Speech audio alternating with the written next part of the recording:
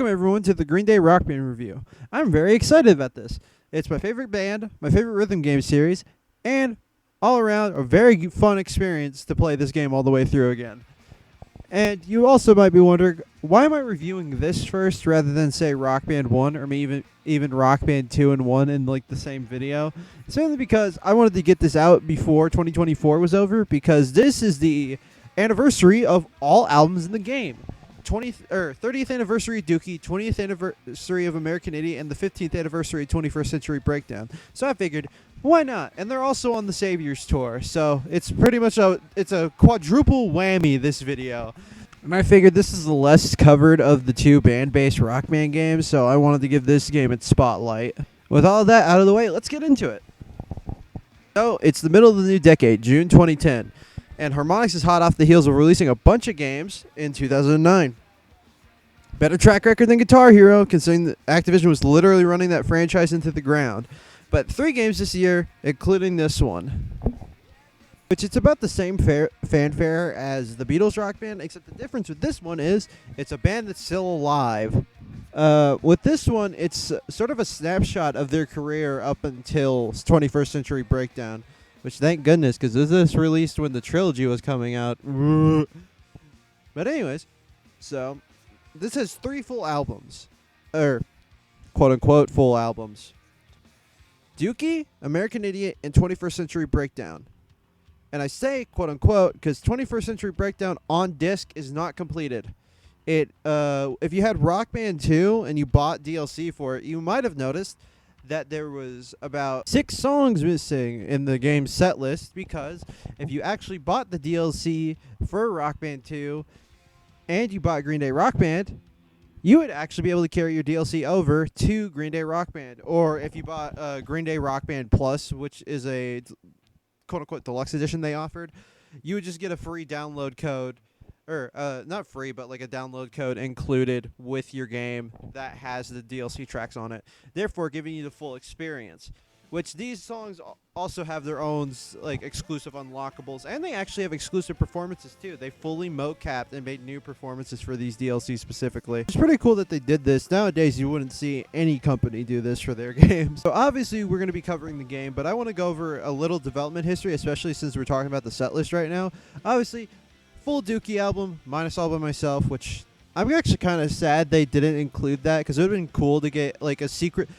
Honestly, like as a secret unlockable, that would have been a cool thing for that. And plus, it would have been awesome to see Trey actually mocapped playing the guitar for the song. Though, granted, I'm pretty sure they didn't include it because of the lyrical content of the song. Anyways, they were actually planning to include some songs from let me look this up, actually. I hate this album title. Alright, okay.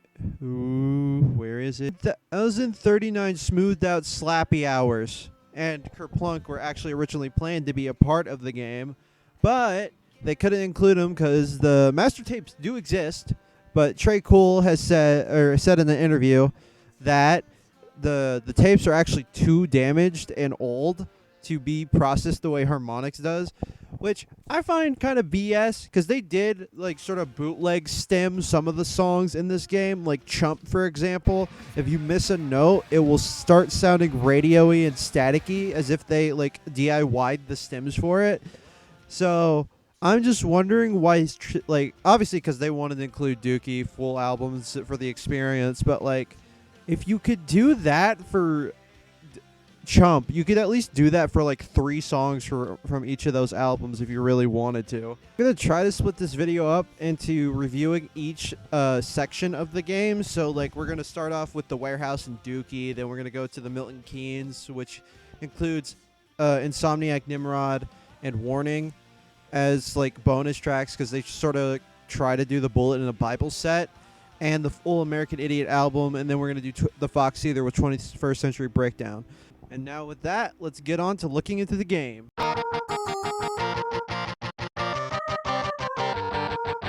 Now, with 1994 and the Warehouse, This is the only one that isn't really specifically based on an actual place they played, because Harmonix during development had a difficult time actually selecting what venue they were going to choose for this. So it's sort of a mishmash of things Green Day did during the 1994 tour. Like, if you look, you can see the bookmobile in the back. There's obviously the walls are scrawled with stickers from the album. You have the P amplifier. And everyone's sort of wearing outfits from different shows that they did. Trey, I can see being like a generic representation of himself from the era, because he's just wearing a black t-shirt, shorts, red Converse, and has green hair, which he probably wore that look several times. So the hair makes me think they were trying to go for Woodstock 94, because he sort of had that slicked back, weird-looking hair during then. Mike is obviously based off of Jaded at Chicago, and Billy is actually based off of the Lollapalooza 1994 show, except instead of long shorts, he's wearing jeans. That's the only difference, and I don't know why they did that. But a bit of fun history with this. This video actually is mostly based on 924 Gilman, but they opted not to make it Gilman because historical accuracy reasons. Green Day were kicked out long before 1994 after accepting a major label record deal. But a few venues they were thinking of including instead was the original one was going to be Woodstock 94, but obviously being Rock Band, you can't really do a daytime setting in this. Then the developers actually had a difficult time developing it, so they just scrapped it entirely. And then with another one was the Hat Shell, which is a local Boston venue, but they canned it because local regional awareness only, and a riot happened at the Green Day show they played there. And apparently they were considering Madison Square Garden, which is like, that's cool and all, but like, you have the Jaded Live in Chicago set right in front of you.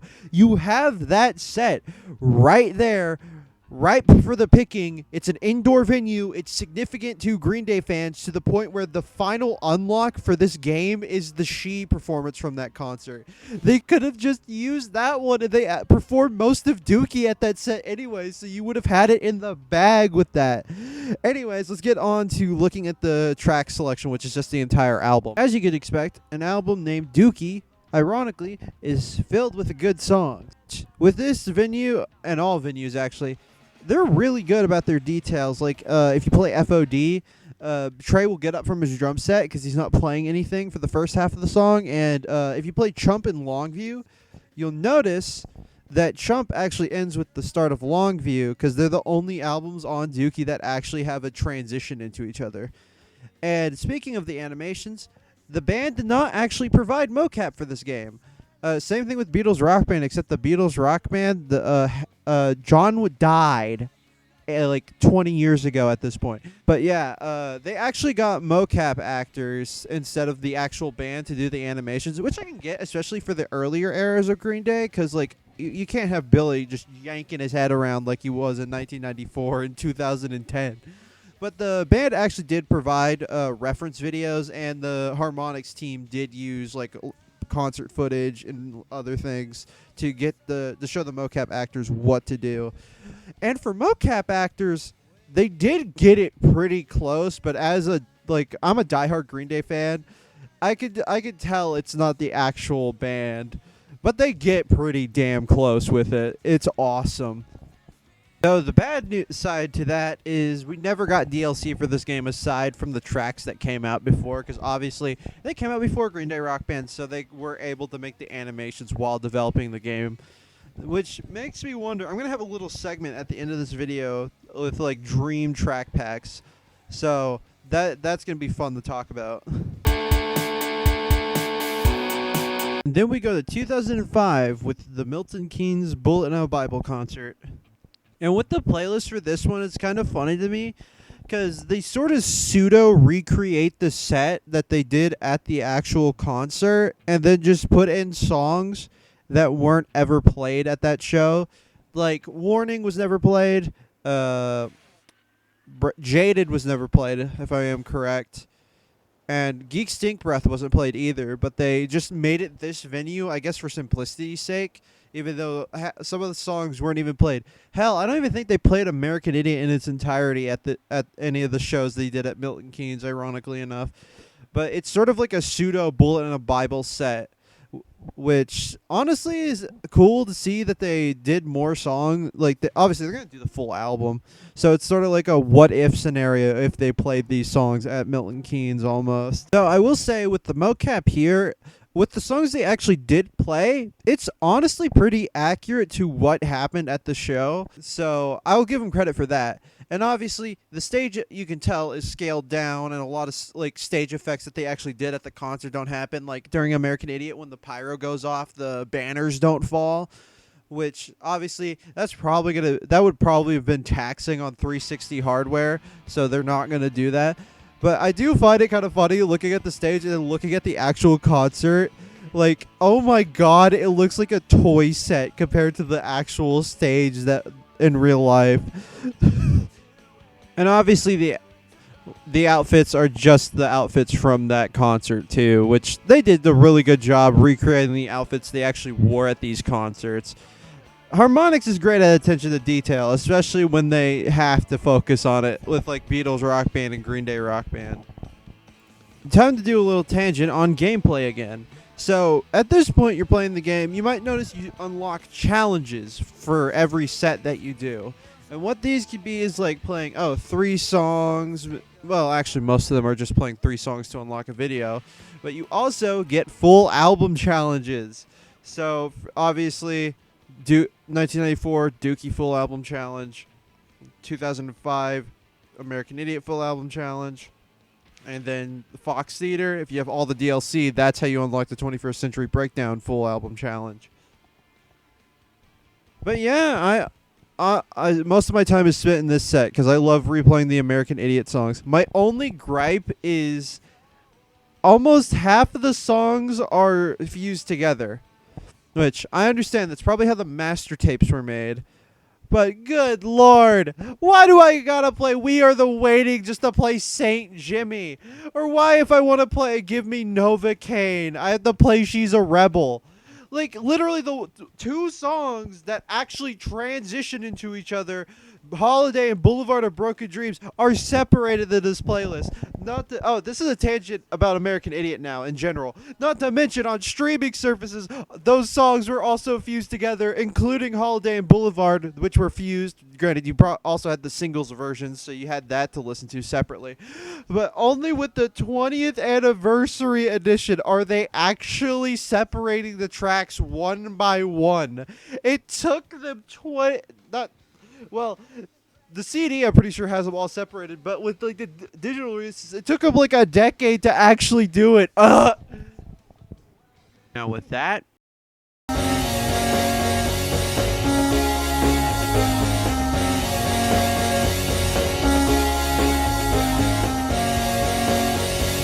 we go to the Fox Theater in 2009 for 21st Century Breakdown.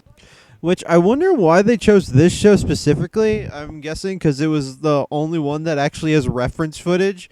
Because this concert doesn't have a physical release. Actually, it is uploaded online. But it was aired on TV. This concert was aired on TV, and it's uploaded to YouTube in full, including tracks that never got recorded, which includes Peacemaker. I hate this. Why is there no live footage of Peacemaker? Green Day, do you hate that song? It's like one of the best songs on the damn album. So one little quirky thing about this venue, it's an indoor venue, but there's full pyro. And so it's kind of funny to see just full pyro going off indoors. And it's just like, you would burn this place to the ground with this much pyro on it. Considering we're actually in the era that Green Day was in when this game was being made, I want to note the album cover. Trey and Mike at least have an appearance similar to how they appear into the game. Billy has blonde hair. Why did they use the one look Billy never appears as in this game? Instead, they have I sort of associate the look that they use in this game with his 21st Century Breakdown era, but you have that look and then the blonde hair look they used for the album cover, which he wasn't even sporting by the time they were promoting the game either. You can tell I'm autistic, man, when the stuff like this ticks me off of all things. But yeah, overall, I like the venue, and I do appreciate with the DLC they actually made fully original performances with this. And obviously, 21st Century Breakdown, great album, and I'm probably going to edit out if I mentioned this before, which I don't think I did. East Jesus Nowhere. It's completely ungold starable on hardware, and at least in the US. If you mod your 360 or your PS3 and somehow get like PAL frame rates, I'm pretty sure you can at least attempt to do gold star it. But due to strum limits, thanks to this using the RB2 engine, you can't physically do it on hardware for this game. So this game is actually full gold starable, at least if you're not like using JTAGs or anything like that. Now it's time to talk about the collectibles, if I haven't already. But it's a pretty good selection. You actually get the major eras of Green Day in this, and I like with the songs that aren't a part of the American Idiot with the Milton Keynes, you actually just unlock photos from like the Insomniac Warning and Nimrod era, which that's pretty cool. I like that. That's a good detail. And with the Dookie ones, it's so fun to look through because I actually recognize all the ones they use for like single covers and like album photo shoots and all that. I love seeing that. 21st Century Breakdown was fresh at this time, so all you get for it are tour photos and live performances. There's no interviews. Though with American Idiot and Dookie, you get interviews and some live performances. And as I mentioned earlier, when you beat the main set list, you unlock She from the Jaded in Chicago 1994 concert. So with that out of the way, I want to get to my little what if section of the video. So I wanted to do this for a bit of fun. I'm going to give the rating of the game after this. But I was just figuring, why not just look into what could have been with this game? First, alternate venues for different parts. Obviously, I'm going to keep Milton Keynes and the Fox Theater, because Awesome as Fuck wasn't out yet. That's the live album that I actually associate with 21st Century Breakdown, because it's sort of the only other one they released after American Idiot. So that's sort of, if it was post 2012, I probably would have selected that for the third venue, but obviously that didn't happen. So with 1994, I would have just switched it to Jaded in Chicago, because like it's an indoor venue, it's an iconic show. I don't really get why they made it a generic warehouse, aside from 924 Gilman being like one of the major parts of their history, even though they couldn't use the venue because Green Day was kicked out after accepting a major label deal. With Insomniac, I can't really think of what to go for, considering as far as I can remember, there's not that many iconic Insomniac era shows. I know there's a lot of TV performances. Like, okay, if they could have secured the rights to like TV sets and stuff like that, Hotel Babylon is probably what I would have gone with, because it's indoors. There's already a lot of lighting, and you could probably somehow work pyro into that set. But if that didn't work, the Live in Prague set that they released for the 20th or the 20th 25th anniversary of Insomniac, I would say would also work out, because I say that one specifically because it's like the only one they released footage for the 25th anniversary of that album. So why not? It works out. They have the archive footage of it. With Nimrod, I'm gonna go. I mean, this is oddly specific, but it has the stage I was thinking of with the Green Day backdrop behind them. The Astoria Theatre in London, or that one MTV performance where Mike broke his nose. Honestly, the MTV shows would be pretty easy to get, considering, the Harmonix was still being published by MTV Games when this came out. So those two shows I feel would work very well, because one, indoor venues. Harmonix said one of the biggest troubles they had trying to make this game was making outdoor sunny venues. So that works. And two, the album's iconography is somewhere, so I figured that works out for both of those sets. Same with Nimrod, two sets that have the album's iconography somewhere. Asbury Park in New Jersey or Reading Festival 01, because I feel like those are big sets. The Asbury Park one was actually on TV, and Reading Festival, it's Reading, man. It's like the biggest festival you could be on in the 90s to 2000s, as far as I know. So I feel like those would be pretty solid choices for those. Following up that what if segment, on to if this game could have gotten DLC. Which with this game, they covered a decent amount of their discography. All you can really get out of it is like full album packs for Nimrod, Warning, and Insomniac. So, though I didn't realize one you could do if you like for a 3-song pack is Maria, Pop Rocks and Coke, and Jar, which were included on International Super Hits. So that could be also like a 3-song pack, considering all the other songs on there are pretty much included in this game anyway. Now, time for the final overview of this.